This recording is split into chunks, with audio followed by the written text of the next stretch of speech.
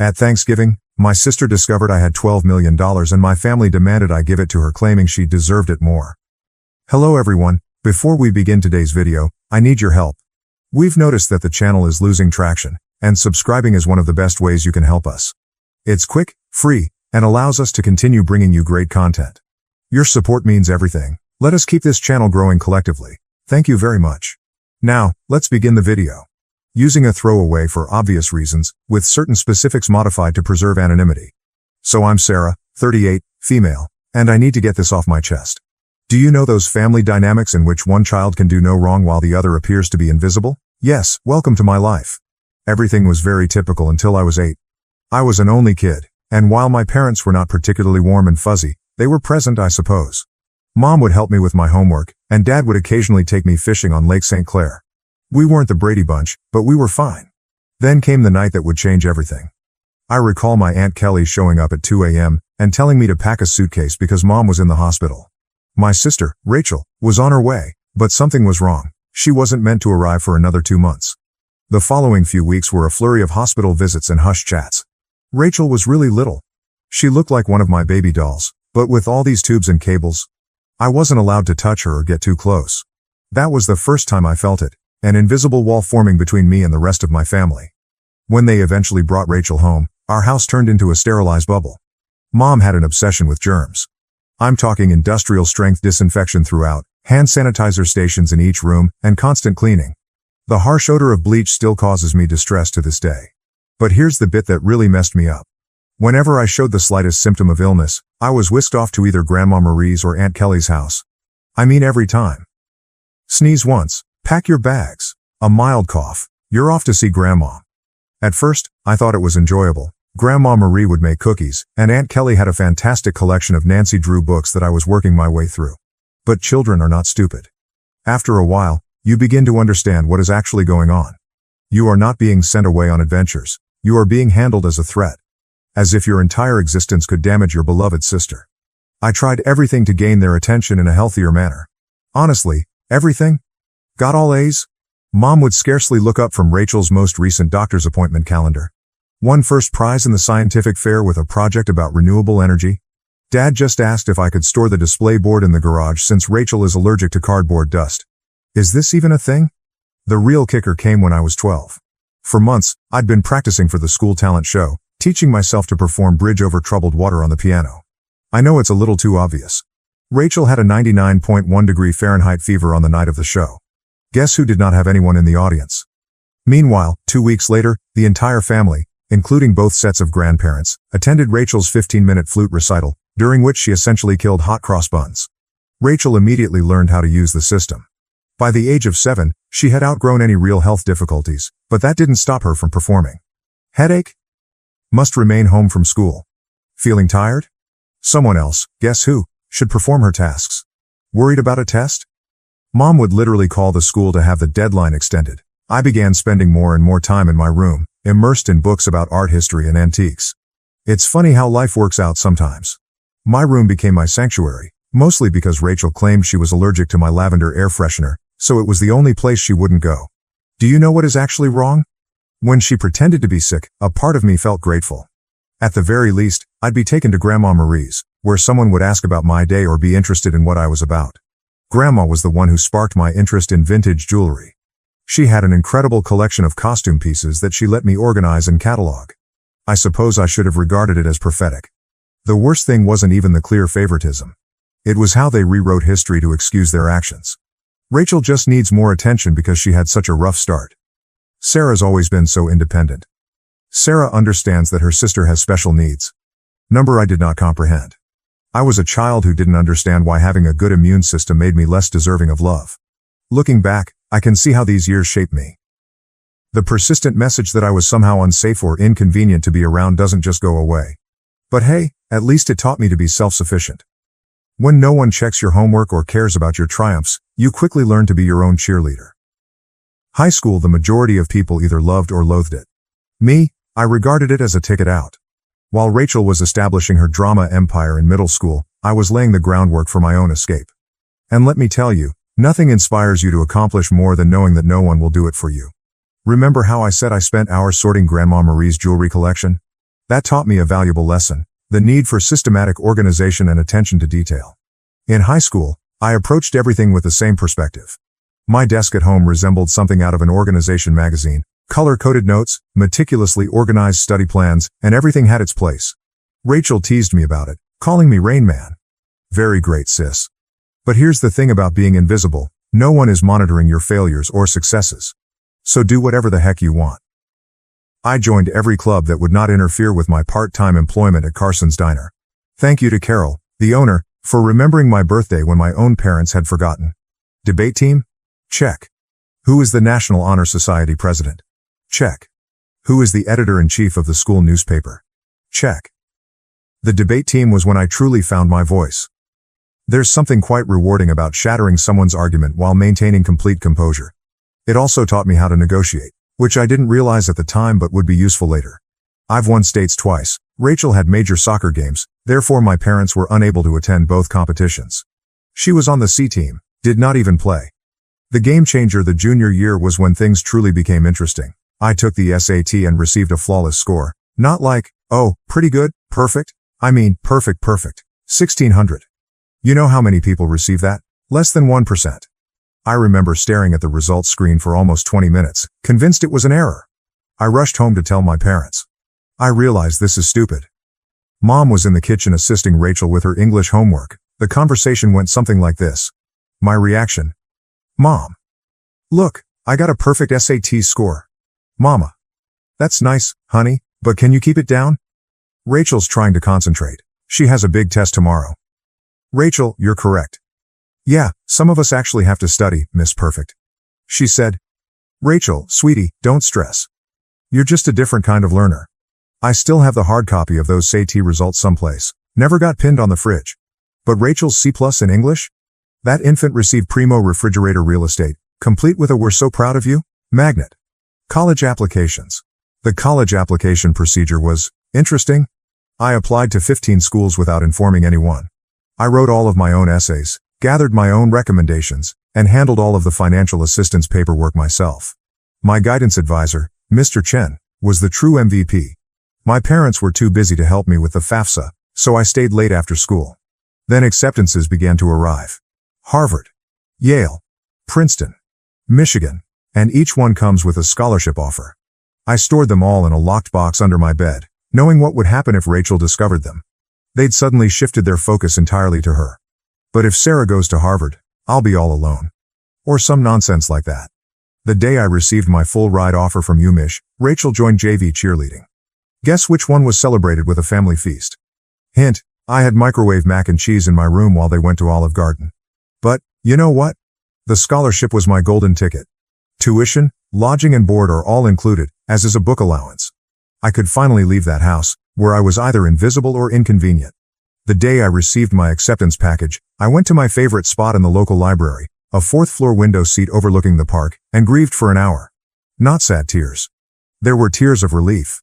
When I told my parents at supper that I was going to UMich, they were ecstatic. He said, Michigan? But that's so far. What if Rachel needs you? She replied, I hope you're not expecting us to help with expenses. Rachel's cheerleading competitions are very costly. Rachel is crying. Oh my God, finally. Can I have your room? I need space for my TikTok videos. The summer before college I worked double shifts at Carson's Diner to save money. Carol, bless her heart, always gave me additional tips and made sure I got to take home leftover pie at the conclusion of my shifts. She also taught me a vital skill: how to recognize genuine people in a society full of fakes. Baby, she'd tell me, in diners and in life, the ones making the most noise usually have the least to say. Move-in day at Michigan? My folks couldn't attend because, surprise, Rachel had a cheerleading competition.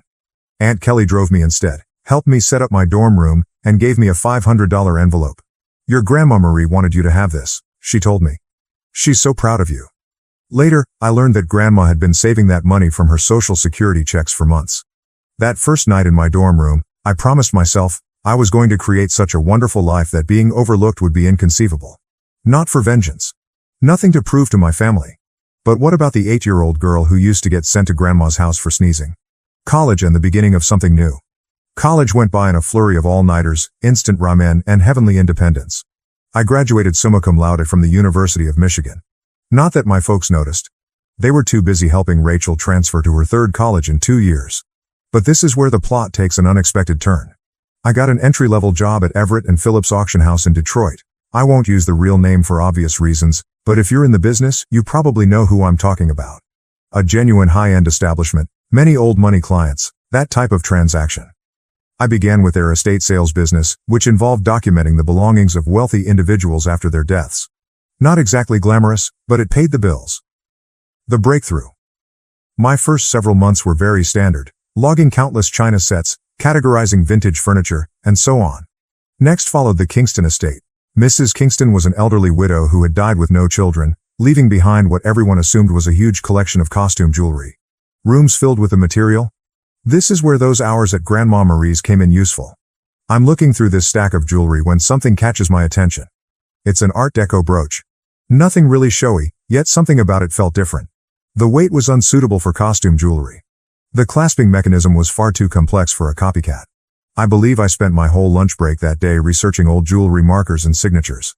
I ended up staying late at the office to use the company's membership to several antique jewelry databases. The more I looked, the more certain I got that this was not costume jewelry. It was the real stuff. Problem was, I was the new girl. Nobody would believe me if I claimed we had a potential treasure on our hands. So I did what the debate team taught me. I meticulously prepared my argument. I spent 2 weeks during lunch breaks and evenings learning everything I could about Art Deco jewelry authentication. I even used some of my pitiful excuse for savings to pay for an online gemology course. Finally mustered the guts to approach my boss, Mr. Harrison. I brought the entire presentation, which included comparative images, historical documentation, and the works. The conversation went something like this. My response: "Sir, I think we might have something significant in the Kingston collection." Harrison, scarcely looking up from his phone, says, "Sarah, we've already cataloged those as costume pieces." "You are correct." "I know, but look at these maker's marks. They match perfectly with Cartier's 1925 signatures." Harrison, finally paying attention: "Where did you learn all of this?" My reply was, I did some research." Long story short, the costume brooch sold for $47,000 at auction. It turns out that it was part of a limited collection created for some European set in the 1920s. But here's the real kicker. Harrison started to trust me after that. He began giving me other artifacts to authenticate. Suddenly, my pointless pastime of sorting antique jewels acquired real significance. I devoted myself to learning everything I could about vintage jewelry. I took every online course I could afford. I spent weekends at estate sales, researching items. Even began a small notepad to document various authentication procedures. My apartment looked like a jewelry scholar's fever dream, with walls covered with printouts of vintage hallmarks and certification guidelines. The auction house started getting results.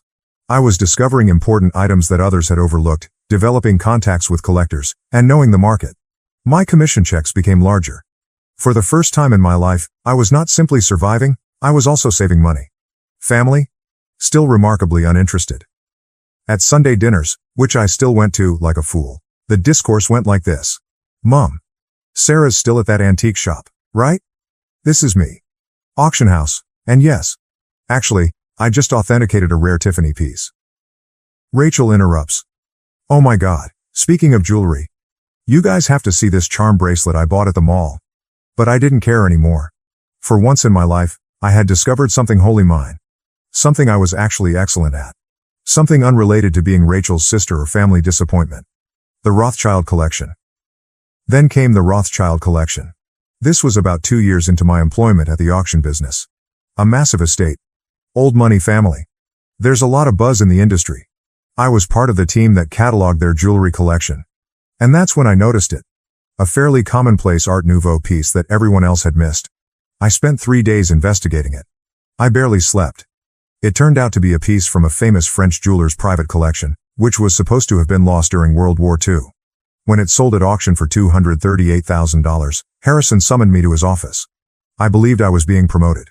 Instead, he said something that completely changed the situation. "Sarah, you're wasting your talent here. You should be running your own authentication business."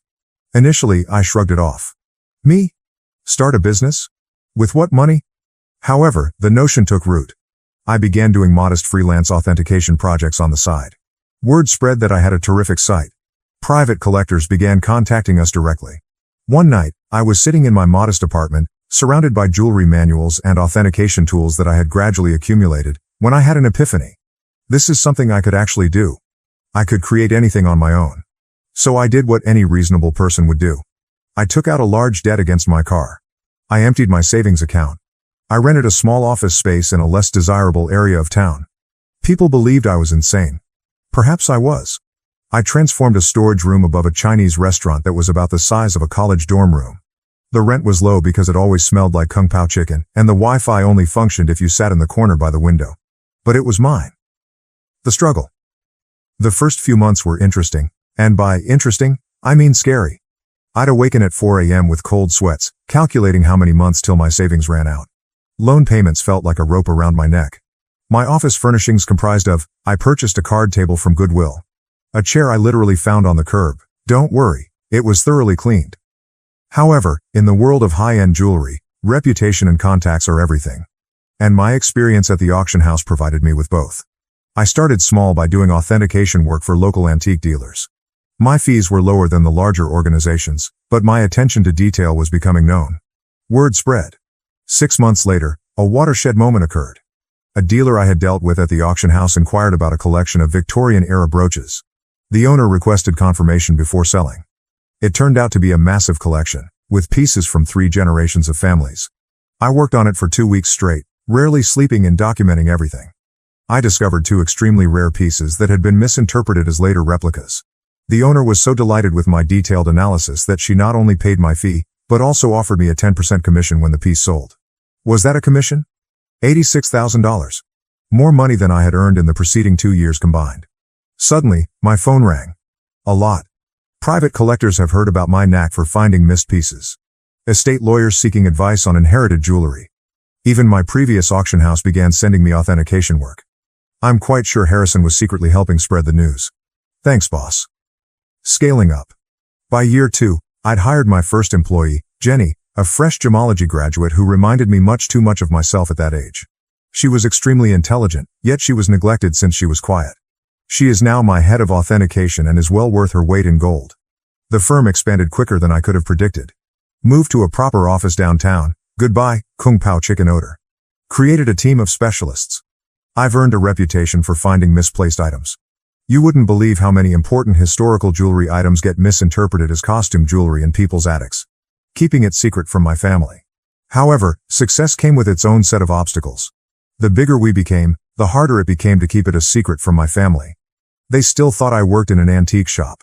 Rachel would make these sarcastic remarks during family dinners. Rachel asks, Sarah, I have some old jewelry I was going to donate to Goodwill. Maybe your little shop would want it? Me, having just authenticated a $1.2 million Fabergé item that morning. Sure, I'll look into it. Mom continues to introduce me to everyone as my other daughter. She works with old jewelry or something. Meanwhile, I was quoted in Forbes, luckily under my company name, and we had recently built our 3rd office. What's strange about it? Keeping the secret became almost enjoyable, like this private joke with myself. I'd sit at Sunday dinner in my Target discount outfit, really Chanel, listening to Rachel speak about her entry-level marketing job, knowing I'd just closed a deal for more than her annual income. I even started playing tiny games with myself, such as wearing authentic Harry Winston pieces to family gatherings and seeing whether anyone noticed. They never did. Rachel once spent 20 minutes showing off her expensive $200 Michael Kors watch. I was wearing a vintage Patek Philippe that cost more than her automobile. Managing growth. However, the real challenge was managing growth. By year 5, we'd established offices in Detroit, Chicago, and New York. I spent more time on airplanes than in my own bed. We built a reputation for discretion. It turns out that many wealthy people want their jewels verified without the rest of the world knowing. The money was enormous. For example, we needed to hire a large team of financial advisors. Nonetheless, I maintained a relatively modest lifestyle. I purchased a nice, but not flashy house in a desirable neighborhood. I drove a high-end, but not obvious car. The only place I truly splurged? My home office. Advanced authentication equipment. The most effective security system money can buy. A custom-built vault to make Fort Knox envy. What's with the irony? They believed I was being frugal by aiding them. Mom would remark things like, "It's so sweet of Sarah to help out. She must be eating nothing but ramen to manage it." Meanwhile, I had just validated a collection, which earned me a commission greater than their mortgage. You know what's strange about success? The more you have, the more difficult it is to explain to others who have always perceived you as inferior. It's like explaining color to someone who has only seen black and white. They lack the necessary context. By this stage, my company was doing really well. We had the Midwest's high-end jewelry authentication industry cornered, and our reputation was solid gold, pun intended. But every Sunday, I'd travel to my parents' house for dinner, playing Sarah, the modest antique shop worker. The cognitive dissonance was becoming ludicrous. I'd spend my mornings on conference calls with Dubai collectors, my afternoons authenticating million-dollar pieces, and my evenings at my parents' house in carefully chosen normal clothes, eating Mom's overcooked pot roast while Rachel dominated the conversation with stories about her latest marketing triumph. Usually something like bringing her boss's coffee without spilling it. A defining moment. One Sunday is very memorable in my mind. I had just completed a huge transaction, authenticating a missing Cartier piece that had been resting in someone's safe deposit box for 40 years. Was it just the commission? 7 figures. I drove directly from the meeting to my parents' place, still euphoric from the successful authentication. She said, "Sarah, honey, is everything okay? Your clothes are looking a bit worn." "Oh, trying to save money," I said, wearing a $3,000 cashmere sweater that I had purposefully chosen for its subtle appearance. Rachel responded, "Well, if you'd gotten a real job instead of playing with old jewelry." "Your dad." "Rachel, be nice. Not everyone can be as successful as you." I almost choked on my pot roast, trying not to laugh. The anonymous transfers monthly payments to my parents began about this time. Aunt Kelly informed me that they were struggling to pay Rachel's educational loans and medical bills. Mom casually stated that they might have to sell the house. I couldn't let that happen. Despite everything, it was still the home I grew up in. So I initiated an anonymous monthly transfer of $5,000 to their account. When asked, I said I was giving $1,000 by living on rice and beans. They imagined the rest came from Aunt Kelly or another family. Rachel, of course, claimed responsibility for inspiring family members to help. Watching Rachel spend my money. The money was helpful, but it also had unexpected consequences. My parents began treating me with a strange combination of sorrow and patronizing pride. As if I were some kind of noble poverty case, sacrificing everything to support the family. Meanwhile, Rachel's spending became more extravagant. She'd arrive for dinner with new expensive bags, claiming they were outlet finds. They weren't. I can recognize a genuine Gucci at 20 paces. She began taking extravagant vacations and bragging on Instagram about her fortunate life. I'm very convinced she used my support money for shopping sprees. However, I remained silent. The irony was simply wonderful. The MBA drama. Then came the college fund drama. Rachel revealed that she wants to return to school for her MBA. Another private university, of course. Only the best for the golden child. Mom contacted me in tears, explaining how they couldn't afford it. I say, maybe Rachel could look at state schools? They have good programs too. My mother. Oh honey, you don't understand? Your sister needs to maintain certain standards. But, speaking of assisting, may I increase my monthly contribution for a few years? I increased it to $7,000 per month. My accounts were unaffected. But witnessing them compliment Rachel for taking initiative with her education, while presuming I was living on ramen to help out, that stung a little. The actual kicker? I was giving a guest seminar at the same business school Rachel wanted to attend. My family didn't know that. The dean personally invited me to give a lecture on luxury goods authenticity and business growth. I had to come up with an excuse as to why I couldn't attend Sunday dinner that week. My own achievement started to feel like a distinct life. As if I were some kind of corporate superhero with a hidden identity. By day, I was running a multi-million-dollar authentication business. By night, well, on Sunday evenings, I was just Sarah, the disappointed daughter who worked at an antique shop. The breaking point, Thanksgiving. The weight of the untruth was becoming heavier. Rachel made rude remarks about my career on multiple occasions. Each time Mom apologized to her friends for my modest lifestyle. Every time Dad suggested I get a real job. I believe I always knew it would end dramatically. I just didn't expect it to implode so spectacularly on Thanksgiving. It began 2 weeks before the holiday. Mom called, weeping about her back discomfort. She had been diagnosed with a herniated disc, and the notion of cooking Thanksgiving dinner for 20 guests overwhelmed her. Now, I'd like to tell you that I offered to help purely out of goodwill. But really? I became tired of pretending her dried turkey was appetizing. My response, why don't I handle the food this year? I can have it catered. She replied, oh honey, we can't afford a caterer. My response, don't worry about the cost. I've been saving up. Mom, concerned. You're not taking out a loan, are you? I coordinated everything with a high-end catering firm that I use for business gatherings. They do incredible work, the kind of food that makes you wonder why you ever bothered to prepare yourself. It cost more than my folks thought I earned in 2 months, but whatever. Thanksgiving morning dawned, and I was feeling quite good. I had my laptop with me because I needed to monitor a major online auction in Hong Kong. This magnificent Art Nouveau necklace was for sale, and I had a customer who was interested in authentication if they won the bid. The lunch arrived on schedule, and everything was properly prepared. Rachel, of course, had to respond. Rachel inquired. Store-bought stuffing? Really, Sarah, Mom's is so much better. This is from the girl who once set off the smoke alarm while making toast. Mom was apologizing to everyone for not cooking herself, but you could tell they were enjoying the meal. Rachel shut up after tasting the maple-glazed Brussels sprouts, which, by the way, cost more per plate than her weekly grocery budget. I stepped away from supper and dessert to check my laptop. The auction was getting intriguing, and I needed to be prepared in case my client won. I set up in my old bedroom, which Mom had kept the same since high school. In the meantime, Rachel's room had undergone 3 renovations. That's when everything went wrong. I had left my authentication program running, with many tabs open that displayed various accounts and current agreements. Rachel came in without knocking, some things never change, to borrow my phone charger. She saw my laptop screen and realized this was her chance to finally expose how pathetic her older sister was. Rachel, smirking. Let's show everyone what Sarah's really been up to. Before I could stop her, she took my laptop and walked into the dining room. The big reveal, picture this. 20 people, including aunts, uncles, cousins, and my parents, filled with gourmet turkey and half-drunk on pricey wine, which they mistook for Trader Joe's. Rachel's reaction. Time to see what kind of important work Sarah's doing on Thanksgiving. She flipped the laptop around triumphantly, apparently intending to disgrace me with whatever minor antique transactions she assumed I was working on. The room went completely silent. You could hear the fancy clock I got Mom for Christmas ticking silently. She believed it was a reproduction.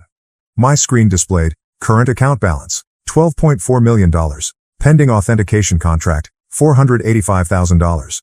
Recent transaction, $1.2 million, Hong Kong auction, company's quarterly profit report, $4.2 million.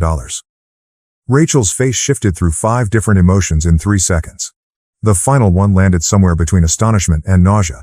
She actually swayed slightly on her feet. Rachel whispers, "This cannot be right." She said, "Rachel, honey, what is it?" Rachel, voice cracking. She's rich. Sarah's rich." Chaos ensues. If it was possible, the hush deepened even farther. Then Mom began giggling, really laughing.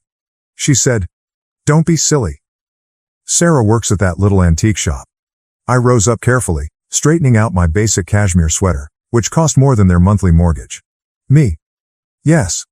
Actually, Mom, I own one of the largest jewelry authentication companies in the country. For years. Those antique shop comments? I authenticate pieces worth millions. That little business you never asked about? It has offices in 3 cities. Dad choked on the liquor. Aunt Kelly dropped her fork. Uncle Mike began coughing terribly. Then Mom's laughing transformed into something else. Her face turned red, then purple. She stood up so quickly that her chair tumbled over. Mom screams, "You have millions, and you let us struggle?" My response. "Struggle? I send you $7,000 every month." She replied. "While sitting on millions? Your sister has student loans." So there it was. Instead, congratulations. Not, "Wow, we're so proud." Just outraged that I hadn't given them more money. Rachel began to cry. Surprising, I know.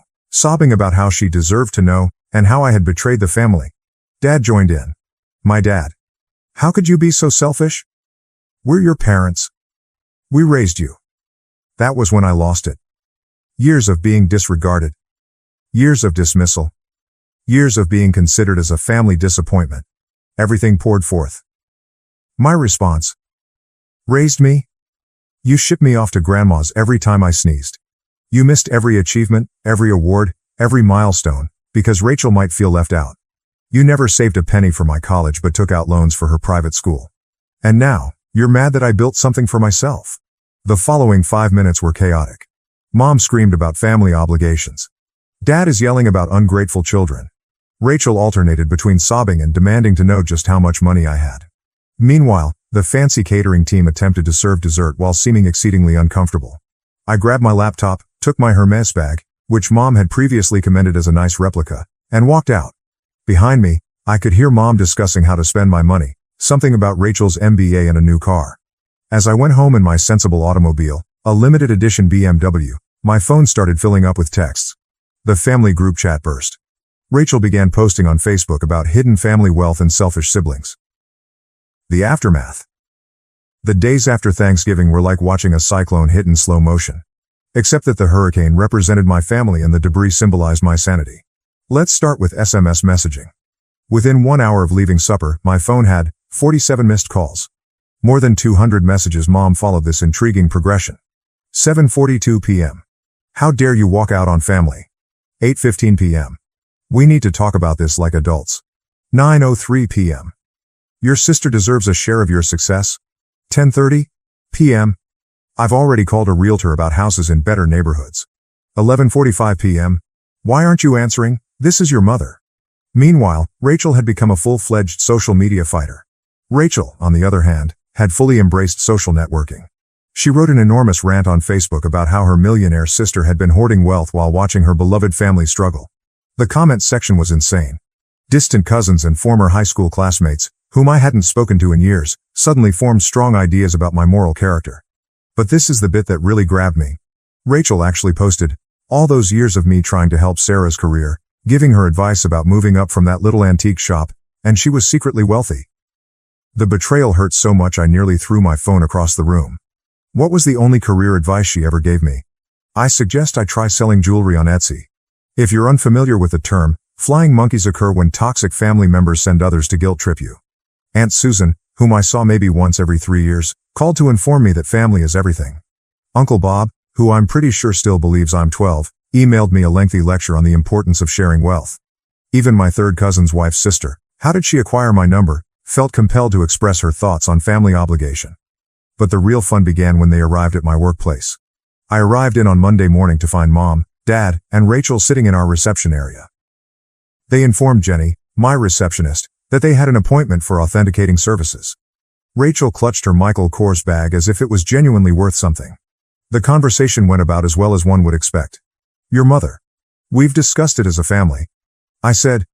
A family discussion, without the family member you're discussing. Mom, ignoring me.